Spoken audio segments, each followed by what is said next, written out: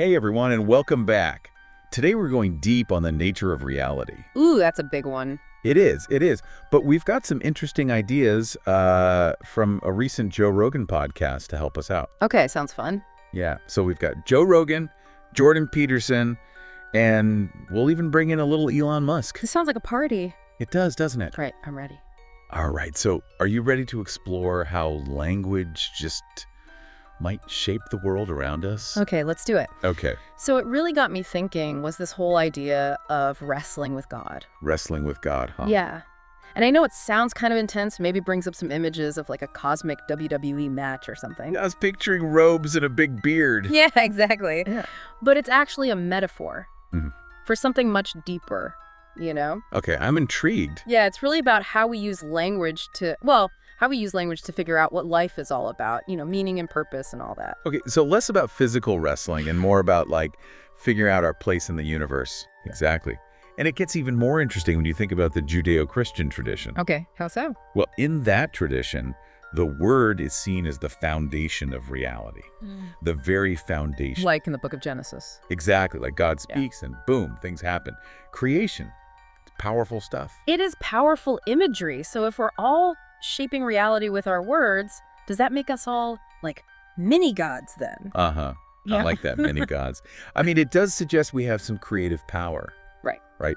The choices we make, the words we use, all of that contributes to the world that we experience. That's a pretty big responsibility. It is, yeah. And I think this whole wrestling with God idea, it implies that we are constantly negotiating with that power, trying to make sense of things, create order and meaning from all the chaos. Okay, I think I'm starting to see how this connects to the idea of language shaping reality. But how does it line up with science? Science talks about a material world. Right. So those seem pretty different. They do. But what's really fascinating is that both science and the Judeo-Christian tradition actually agree that there's a structure underlying reality. Okay, so they're not totally opposed to each other. Right, they just come at it from different angles. I see, okay. So science, they're focused on the physical building blocks, right? Makes sense. But the Judeo-Christian perspective, they emphasize the creative power of consciousness and language. So it's not that one is right and the other is wrong. They each just shed light on a different aspect of reality. Precisely. Think of it like looking at a tapestry. You could look at it from one side and see certain threads and patterns, but from the other side, it looks totally different. But it's still the same tapestry. Exactly the same woven fabric. And Jordan Peterson, actually, he touches upon this in his discussion of the Sermon on the Mount. Okay, how so? Well, he talks about how it offers guidance for living a meaningful life. Aim for the highest good, recognize the value of others, and really be present in each moment. Yeah, that sounds like a solid plan. It does, doesn't it? But how do we actually put those principles into practice? Especially in terms of language. That's a good question. Well, think about it. Language is how we interact with the world, right? It's our main tool. Exactly. So using words that reflect those principles, things like kindness and respect and understanding, that becomes really essential. It's about aligning our words with our best intentions, our aspirations. So it's about being mindful of the impact of our words, not just on ourselves, but on those around us and even the wider world. Exactly. And this is where it gets really interesting because Elon Musk, remember him? Yes. We had his own conversation with Rogan, and he described his quest for knowledge as a way to find meaning and purpose. Oh, okay. I'm seeing where you're going with this. So you're saying that Musk's drive to push the boundaries of science and tech, all that questioning and exploring, it's kind of his way of striving for that highest good that Peterson talks about. Yeah. Like his own version of wrestling with God, but through science and innovation. It's a really fascinating connection, right? It shows how wanting to understand the world and make it better, it can be a very powerful source of meaning. Absolutely. Now, to kind of illustrate this dance between order and chaos, you know what I'm talking about? Yeah. I want to bring in the Taoist concept of the yin and yang. Okay, I know the symbol, but how does it fit in here? Well, you see, the yin and yang, it represents how seemingly opposite forces are actually interconnected. Light and dark, order and chaos. Okay, right. So it suggests that finding meaning, it often means navigating that tension. So not about eliminating chaos altogether. Right. More about finding that balance between structure and possibility. You got it. You need both to have a vibrant and meaningful existence. Too much order, things get rigid and stagnant. Too much chaos, and you can't find your footing. You can't make progress. Exactly. The key is finding that sweet spot, that dynamic equilibrium. So through our words and actions, we can actually influence which way this dance between order and chaos goes. That's the idea. We're not just passive participants, but we're actively co-creating our reality. That's a really powerful insight, and I think that's really at the heart of what we're talking about today, recognizing the power we have, the responsibility we hold in shaping the world around us, even in small ways. That's amazing. Yeah. This is really making me think about like our everyday conversations, you know? Yeah. If every word we say is like a brushstroke on this canvas of reality, what kind of picture are we all painting? That is a beautiful way to put it. Right. It reminds me of something that Jordan Peterson talks about a lot, precision in language. Oh yeah, he's big on that. He is. He argues that sloppy language, you know what I mean? Yeah. It leads to sloppy thinking, and that can have real-world consequences. So it's not just about like choosing positive words, but also being really careful and thoughtful about how we use language? Yeah, exactly. Yeah. Like, are we really saying what we mean? And is it true? And, you know, I think that's part of wrestling with God on a personal level. Striving for that clarity and truth. Yes. Think about it. When we're not clear in how we communicate, it can cause all sorts of problems. Misunderstandings, conflict. We miss opportunities to connect. Ugh, tell me about it. I've definitely had those arguments that started from just like a tiny miscommunication. Exactly. And it just shows how powerful words can be, for better or for worse. Totally. And that's where Peterson's idea of aiming for the highest good comes back in, I think. Okay, I see it. It's like asking yourself, are my words helping to make things better or worse? Are they actually reflecting my values? So it's like a constant stream of choices, not just about what we say, but the impact we want to have. Exactly. And this idea of responsibility, it ties into that Judeo-Christian concept of free will. Oh, wow. Okay, how so? Well, you know, free will is that ability to choose between good and evil, right and wrong. Right, right. It's a heavy concept, I know. But I think it's relevant here because it suggests that we're not just, you know, along for the ride. We have agency. We participate in creating our own destiny. Okay, so we've got this Judeo-Christian perspective on language. We've talked about science. But what about someone like Elon Musk? Yeah. He's kind of in his own category. Yes. Pushing the boundaries of tech and all that. Where does he fit in here? Well, remember we were talking about his quest for knowledge. Yeah. And how that's his way of finding meaning.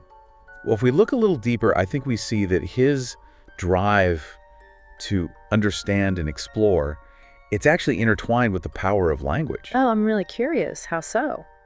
Well, think about how science and technology actually move forward. Okay. It's through communication, sharing ideas, language itself. Musk might be a visionary, but he needs people, right? Engineers, scientists, and tons of other people to translate his ideas into reality. It's a team effort, for sure. It is a team effort. And it's fueled by language. So even in fields that seem like they're just purely technical, Yeah. language plays a huge role. It's vital. And it's not just technical language either. Think about storytelling. Musk is a master at getting people excited about the future. He is. You know, he paints a picture with his words. He inspires people to believe in his ideas and support his endeavors. Right, so he's shaping not just physical reality, but also like our perception of what's possible. Exactly. Which brings us right back to that core concept of language as a creative force. Whether we're talking about science or technology or just how we talk to each other. Words are powerful. They shape our world in profound ways. That's amazing. But honestly, I have to admit, this is all a little overwhelming. I get it. Like if we're constantly shaping reality with our words, that's a lot of pressure, a lot of responsibility. It is a big responsibility, yeah. Yeah. But I think it's also incredibly empowering. Think about it. You have the ability to choose words that lift people up, words that encourage understanding and compassion. You can literally use your voice to advocate for positive change, build bridges instead of walls. So it's not just about avoiding negative language, but actively using words to make things better. Exactly.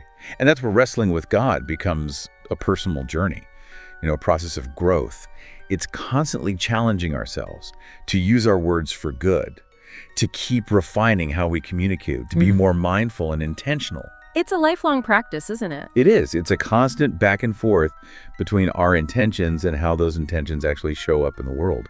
But I really believe that even small choices we make with our language, they can create ripples that extend way beyond ourselves. Wow, that's amazing.